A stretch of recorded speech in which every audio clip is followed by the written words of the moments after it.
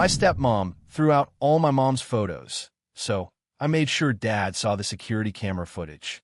I froze with one hand on the lid of the outside bin because something glossy caught the morning light, and my brain refused to understand what my eyes were telling it. It wasn't rubbish. It was a photo, a real one of those slightly faded prints with a thin white border, the kind my mom used to stick into albums with those little clear corner tabs.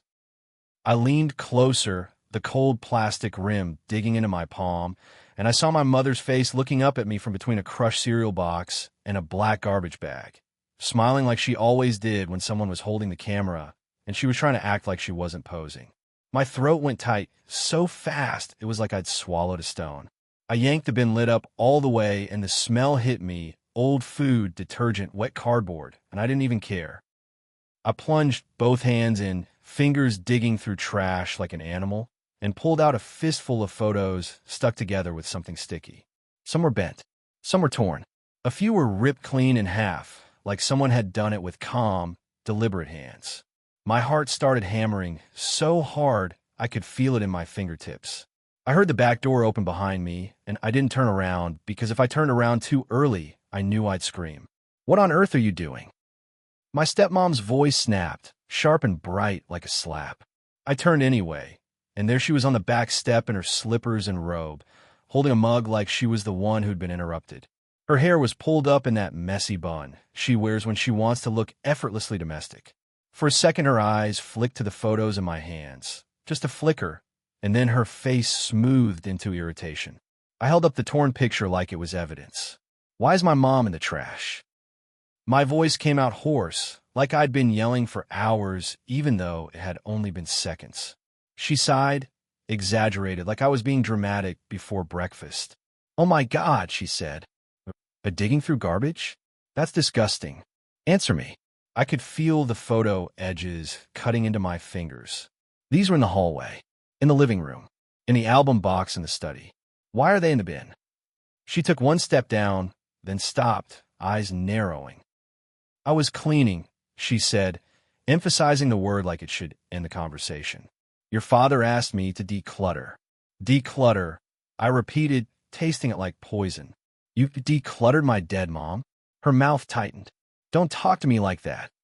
"Istehtaher." She didn't look guilty. She looked annoyed, like I'd caught her rearranging the pantry, not ripping apart the last physical pieces of someone I loved. "Where's Dad?" I demanded. "At work," she said, and there was something in her tone, relief almost, that made my stomach flip. "He'll be home later, and we're not doing this right now." My hands shook as I dug back into the bin and pulled out more. A framed photo with the glass cracked, the picture inside wrinkled from moisture. A birthday snapshot of me at 8 with frosting on my nose and my mom's hand on my shoulder, a little strip of photo booth pictures from some event I barely remembered. My vision blurred in hot flashes. "These aren't yours," I said, and my voice broke on the last word. I hated that it broke. I hated that she could make me sound like a kid. She folded her arms. "They're in my house," she said flatly. It was like the air got sucked out of my chest. "Your house," I whispered. She lifted her chin. "Yes, I live here. I'm your father's wife. We're moving forward. It's unhealthy to keep living in a shrine." I laughed once, sharp and ugly. "A shrine?" I held up a torn photo of my mom, holding me as a baby. "This is a shrine to you?" Her eyes flashed. "You've been nothing but hostile since I married him." I took a shaky breath. "I've been hostile because you do things like this." She took another step down, closer, her voice dropping into that syrupy, reasonable tone she uses when she wants to sound calm while she's saying something cruel. "It's been 5 years," she said. "You need to grow up and accept reality. Your mother is gone." I flinched like she'd hit me, not because it was untrue, but because of how casually she used it, like a weapon she liked the feel of. My phone buzzed in my pocket. One of those motion alerts from the camera system Dad installed after a package got stolen last year. I barely noticed at first because my whole body was in fight or flight. Then it buzzed again and again. My stepmom's eyes flicked to my pocket. Another tiny flicker. Another fraction of a second. Something cold and focused settled in my gut, cutting through the panic like a blade. "You were cleaning," I repeated, slow now, watching her face. When? This morning, she snapped. Yesterday. It doesn't matter. It mattered. It mattered because Dad wasn't home. It mattered because she'd chosen a time when she could control the story. And it mattered because my phone was lighting up with motion clips like the house itself had been watching. I didn't say anything else. I turned away from her, clutching the photos to my chest like they could be protected by my ribs, and walked back inside on legs that felt too light. I heard her call after me, "Don't you dare start something with your father over this." And for the first time, I didn't feel scared of her anger. I felt disgustingly calm, because suddenly I knew I didn't have to argue. I didn't have to convince. I didn't have to beg for my mother's memory to be treated like a human thing. I just had to show my dad what his house had recorded when he wasn't looking. It was a Thursday, and I was only at the house because Dad had asked me to come by and help him sort the study. That was his exact phrase, like it was just paperwork and old tools, not a room that still smelled faintly like my mom's perfume if you opened the right drawer. I'm 26 now, living in my own apartment across town, and I don't come to the family home often. Not because I don't love my dad, but because walking into that place is like stepping into two timelines at once. The one where my mom is alive, laughing in the kitchen, and the one where she's gone and everything has been relabeled and rearranged by a woman who acts like she inherited the world by marrying into it. My mom died when I was 21. Breast cancer that moved faster than anyone wanted to admit. The kind of illness that turns time into a series of medical appointments and quiet, exhausted bravery. She fought hard, and she still lost, and I still don't have a clean way to talk about it without feeling like my throat is full of sand. Dad was wrecked. For months, he moved around the house like a ghost. He'd stand in the doorway of their bedroom, like he couldn't remember how to enter it. He'd sit at the kitchen table and stare at his hands. I cooked for him sometimes because the idea of him burning pasta felt like one more thing I couldn't handle. Then, about a year and a half later, he met Linda. That's my stepmom. Linda is the kind of woman who always seems to be managing something. Her diet, her house, her image, her social calendar. She has bright white teeth and a way of talking where everything sounds like advice, even when it's criticism. At first, she seemed like a relief. She got Dad out of the house. She made him go on walks. She laughed at his jokes. She brought him back into the world. I wanted to be grateful. I tried, but Linda has always been territorial. She never said, "Your mother," the way most people do, carefully, respectfully. She said his first wife, like my mom, was a failed draft. She'd look at the wedding photos still on the mantle and make little comments. "I don't know how you live with all this." "Sadness," she'd say, glancing at me like she was concerned for me while really criticizing Dad. She'd suggest replacing family pictures with fresh art and new memories. She didn't like that my mom was still visible. At first, Dad pushed back gently. "That's her," he'd say, tapping a frame with a soft smile. "That's part of my life." Linda would smile too, but it never reached her eyes. "Of course," she'd say. "I'm not trying to erase anything." And I believed her because I wanted to. Because the alternative, accepting that someone could smile in your face while quietly resenting your dead mother, felt too ugly. But over time, the house changed. Mom's throw blanket disappeared. The framed photo of her and Dad at the beach moved from the hallway to the spare room. The family album box that used to sit on the study shelf got shoved into a closet. I'd come over and find the living room rearranged, the walls repainted, the furniture swapped out. Dad would say, "It's nice, isn't it?" Linda has a good eye, with a half-hopeful expression, like he wanted me to approve, because then it meant he wasn't betraying anyone. Either not. I'd swallow things. I'd tell myself the house isn't a museum. I'd tell myself Dad deserved happiness. I'd tell myself it was fine that my mom's presence was being packed into smaller and smaller corners, because grief is complicated and maybe this was how Dad survived. But even with all my swallowing, there were moments Linda couldn't hide herself. Like the time I brought over a framed photo of my mom and me. Just the two of us because I'd found it in a box and thought Dad would like it. Linda took one look and said, "Isn't that a bit much?" Like I'd brought a taxidermied animal to dinner. Dad snapped, "Linda," but he sounded tired, and she just smiled and said, I'm just thinking of the energy in the home. Or the time she suggested I take the albums to my apartment because you're the one who needs them more. As if my mother's memory was a burden she could reassign. I didn't realize Linda would ever actually destroy anything. I thought she'd just keep relocating, minimizing, reframing. I thought her cruelty would stay in the realm of passive comments and decorative choices.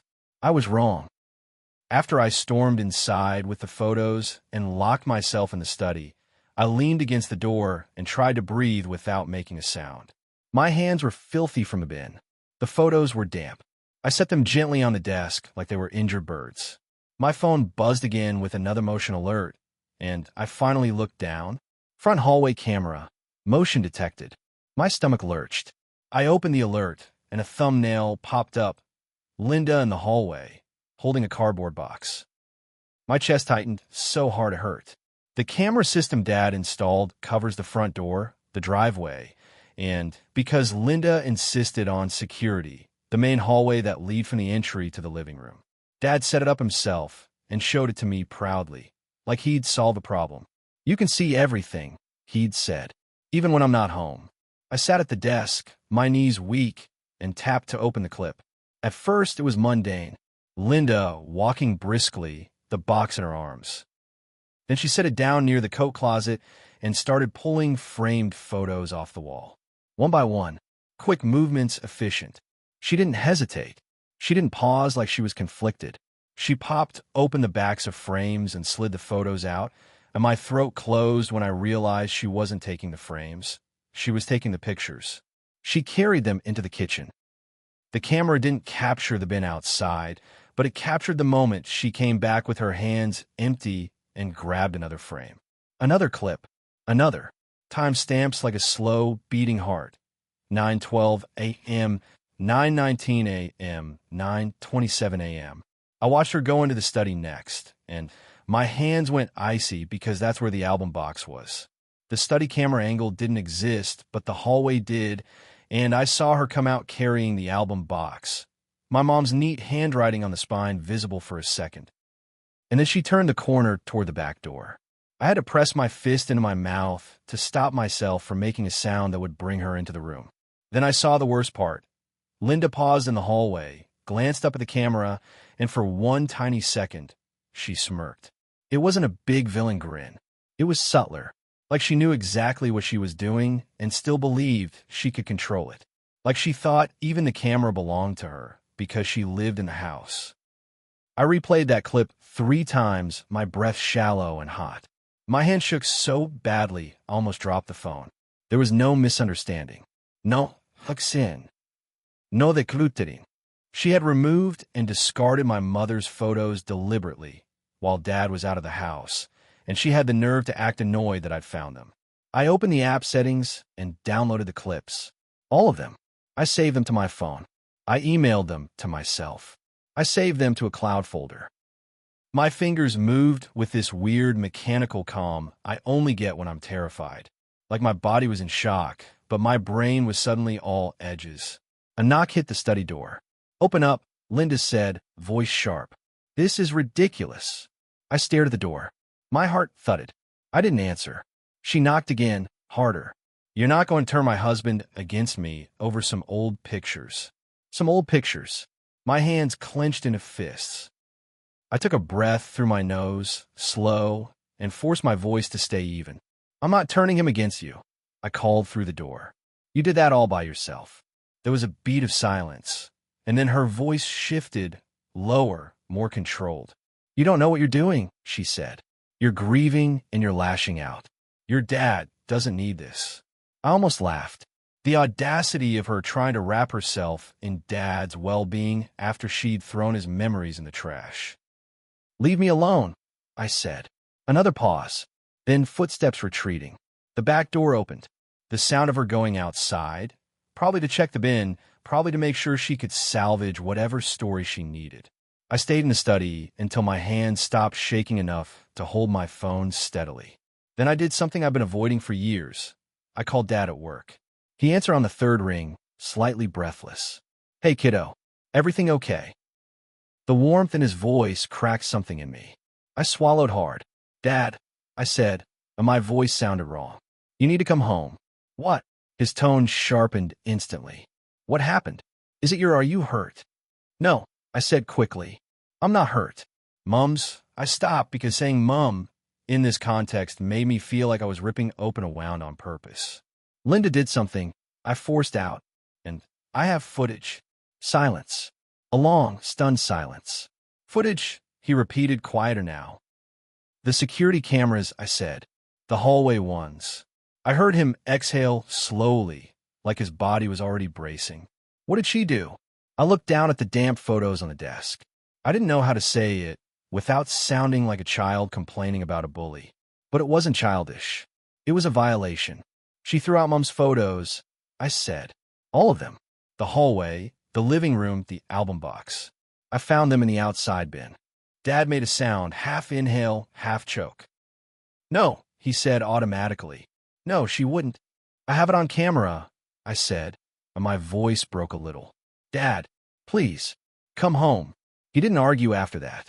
He just said, I'm leaving now, in a voice I'd only heard once before, at the hospital, when the doctor said the cancer had spread. The waiting after that was torture. Linda came back inside and hovered near the study door like she was guarding it. I stayed inside anyway. I could hear her on the phone, pacing. Her voice was hushed, but frantic. He called him. She whispered, like I'd committed some betrayal by telling my own dad the truth. He's being dramatic. Yes, he's still grieving. I know, but he's trying to sabotage us. Sabotage us. Like my mom was a rival she finally thought she could beat. When Dad's car finally pulled into the driveway, my whole body went tense. I heard the front door open hard, not gentle like usual. Linda's voice immediately brightened into fake concern. Sweetheart, you're home early. Where is he? Dad cut in. His voice was low, tight. Your son is acting. Where is he? Dad repeated, and something in his tone made the house feel smaller. I opened the study door before she could frame it. I stepped out with my phone in my hand, and Linda's face tightened when she saw it, like she knew. Dad looked between us. His eyes landed on the damp, torn photos I'd carried out now, held to my chest. His face changed in real time, confusion, then recognition, then a kind of grief so sharp it looked like pain. What is this? He whispered. I held out the torn picture first, the one of my mom smiling in the sunlight. I found them in the bin, I said. Linda made a frustrated noise. Oh my God. It was just those were old. Dad's head snapped toward her. You threw them out? His voice rose on the last word, cracking. I was cleaning, she insisted quickly, palms up like she was the victim. The house is full of her. It's suffocating. You said you wanted to move forward. I said I wanted to sort the study, Dad snapped, and I never heard him snap like that at her. I never said throw away my wife. Linda's eyes flashed. Your wife is dead, she said, and the second she said it I saw her realize she'd made a mistake. Not because she felt remorse, because she'd said the quiet part out loud. Dad went very still. Don't, he said softly. Linda tried to course correct, voice smoothing. I meant, she's gone. And you, this isn't healthy, clinging. Dad turned to me then, like he needed an anchor. He said you have footage. I nodded and unlocked my phone. My fingers were steady now, which felt surreal. I opened the app and held it out. Dad watched the first clip in silence. I watched his face instead of the screen, because I couldn't bear to watch Linda's hands do it again. Dad's jaw tightened. A muscle jumped in his cheek. His eyes went glossy, but he didn't blink. Linda spoke too fast, overlapping the video like she could drown it out. That's not what it looks like. I was moving them. I was going to put them away safely. He's twisting. Dad didn't look at her. He watched Linda on the screen pull the photos out of frames. He watched her carry the album box. He watched her glance up and smirk. When the clip ended, Dad swallowed hard, and his voice came out rough. Why? He asked, finally looking at her. Why would you do that? Linda's face hardened, panic turning into anger. Because you won't let go, she snapped. Because I'm tired of living with a dead woman in every corner. Because every time I try to make this house ours, your son treats me like an intruder, and you just let him. Dad's eyes narrowed. You threw out her photos because my son doesn't like you? Linda gestured wildly. Because you don't choose me, she said. You say you love me, but you keep her everywhere. It's humiliating. Dad stared at her like he was seeing her for the first time. Humiliating, he repeated, voice flat. Do you know what was humiliating? Watching her die. Holding her hand while she begged me not to forget her. Linda flinched just slightly, and I could tell she hadn't expected Dad to say my mom's name like that, out loud with weight. She'd built her whole position on the idea that my mom was a ghost she could outwait. She's not a ghost, Dad said, quieter now, and his voice shook. She's my wife. She's his mother. And you just threw her in the trash like she was clutter. Linda's eyes filled, but it didn't look like guilt. It looked like rage with tears in it. So what? I'm always second, she demanded. I'm always living in her shadow. Dad let out a slow breath. You made yourself second today, he said, because you made a choice that told me exactly who you are when I'm not looking. Linda's voice went shrill. You're choosing him over me. Dad shook his head, and I'll never forget the exhaustion on his face. No, he said, I am choosing decency. There was a long, awful silence. The house felt like it was holding its breath. The photos in my arms were damp and cold. Linda stood rigid, like she couldn't believe her reality wasn't bending to her will. Finally, Dad spoke again, and his voice was painfully calm. Pack a bag, he said. Linda blinked. What? Pack a bag, he repeated. Go to your sister's. I can't look at you right now. Linda's mouth fell open. You can't kick me out of my house. Dad's eyes snapped. It's not your house, he said sharply. It's ours. And right now, I need you out of it. Linda's face twisted. This is because of him, she hissed, pointing at me like I'd orchestrated it. Dad's gaze followed her finger, and then he looked back at her, voice like steel. This is because of you. Linda stormed off, footsteps pounding upstairs. A bedroom door slammed. Something rattled. Dad stood there, breathing hard, staring at the hallway wall where the frames now hung empty, like missing teeth. I wanted to say something triumphant. I want to feel victorious, like I'd won some battle. But all I felt was grief, fresh and sour, because the evidence of my mom's existence had been sitting in the trash. Because I'd had to protect her memory like it was contraband. Because Dad was standing in his own home looking like he'd been punched. I'm sorry, I whispered, and I didn't even know which sorry I meant. Sorry this happened. Sorry I had to show you. Sorry you married her. Sorry Mom is gone. Dad looked at me, and his eyes finally spilled. Not sobbing, just tears slipping down, quiet and unstoppable. I didn't know, he said, voice broken. I didn't know she. I know. I said because I did. I knew he hadn't known. That's what made it worse, and also what made me feel protective of him. He reached out and touched the torn photo in my hands with trembling fingers, like he was afraid it would disappear. We'll fix it, he whispered, more to himself than me. We can't untear them, I said quietly. Dad flinched. Then he nodded once, like he'd accepted a punishment. No, he said, but we can keep what's left. Linda came downstairs 20 minutes later with a suitcase, mascara, smeared now, for real. Dad didn't argue with her. He didn't shout. He just stood by the front door, arms folded, the same way he used to stand when I was a kid, and he was trying not to lose his temper. Linda tried one last time to twist it into romance. If you make me leave, she said, voice trembling, you're choosing the past over your future. Dad opened the door. I'm choosing respect, he said.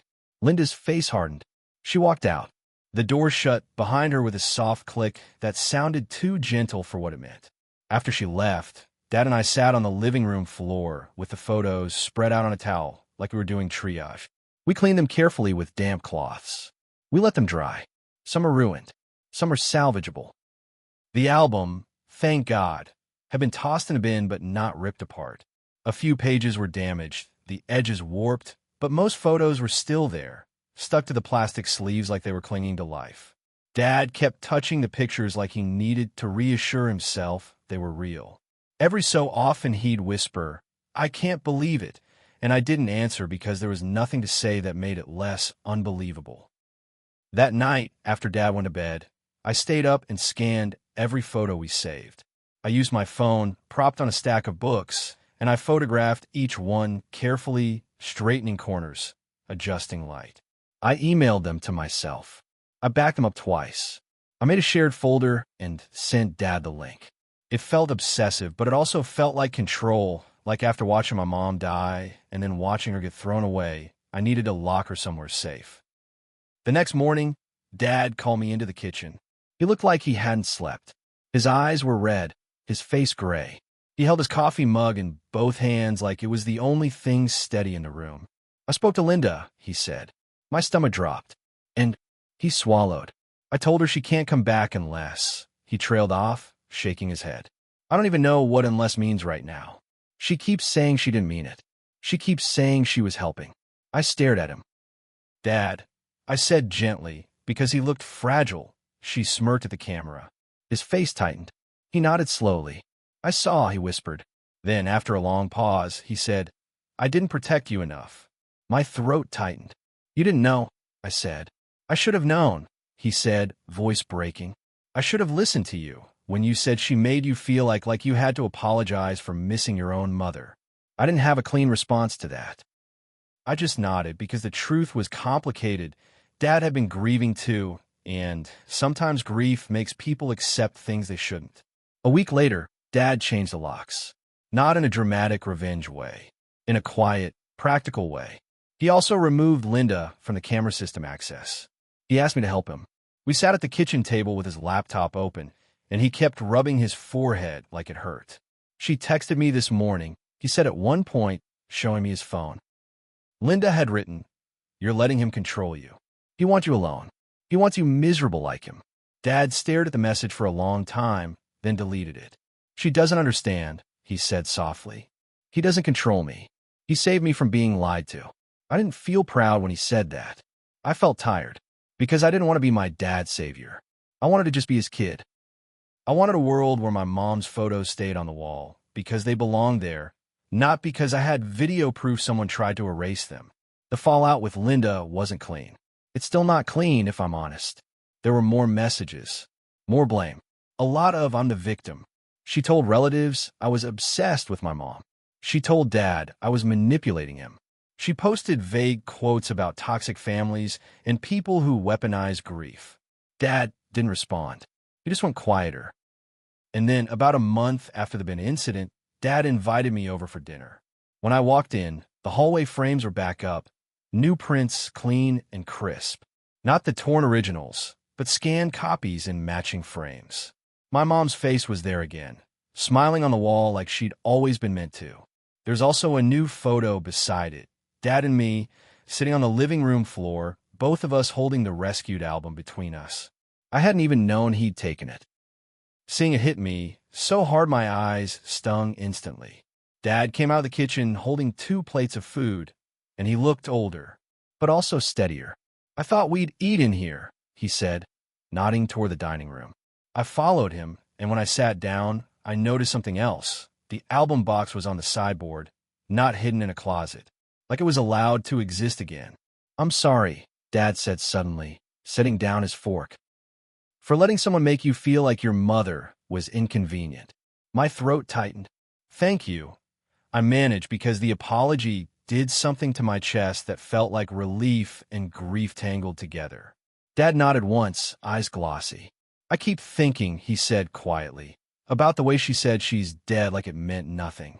I stared at my plate, appetite gone. "She wanted it to mean nothing," I whispered. Dad's jaw tightened. "It won't," he said. We ate in silence for a bit, and it was a comfortable silence in a way I hadn't felt in years. Then Dad said, almost casually, "I asked the lawyer about divorce." My head snapped up. "You did?" Dad looked exhausted. "I don't know what will happen," he admitted, "but I know I can't live with someone who would do that. Even if she never touched another photo again, I'd always wonder what else she'd do when I wasn't looking." I nodded slowly, my chest aching. "That makes sense," I said. Dad exhaled. "I feel stupid," he said, voice rough. "Like I invited this into our home."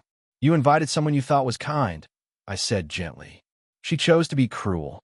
Dad's eyes filled again, but this time he didn't look shattered. He looked resolved. After dinner, we sat on the couch and flipped through the album. Dad told stories I'd forgotten. We laughed at my childhood haircuts. We paused on pictures of my mom in her garden, hands dirty, cheeks flushed like she belonged to the earth. For a while, it didn't feel like war. It felt like memory, the way it's supposed to feel, warm and painful and human, not like something to defend. When I left that night, I stood in the hallway for a long moment, looking at the new frames. My mom's smile looked different, printed fresh, too crisp, too new, but it was still her. Still proof she existed. Still proof she mattered. I wish I could end this with a perfect, satisfying punchline. Linda getting what she deserves, Dad thriving, everything healed. Real life is messy, eh? Dad is still grieving. I'm still angry sometimes. Linda is still out there telling her version of the story, where she was just cleaning and I overreacted. But the one thing she doesn't have anymore is control over the narrative inside our house. Because the cameras saw what she did. And Dad saw it too. And when someone tries to erase your mother like she's clutter, there's something deeply stabilizing about having the truth recorded in plain daylight. Something that can't be smoothed over with excuses or rewritten into misunderstanding. It doesn't bring your mom back. It doesn't fix the torn photos. But it does something important. It puts reality in the room where it belongs.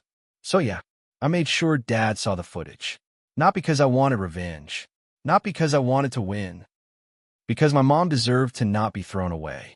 And my dad deserved to know who he was sharing his life with when he wasn't looking.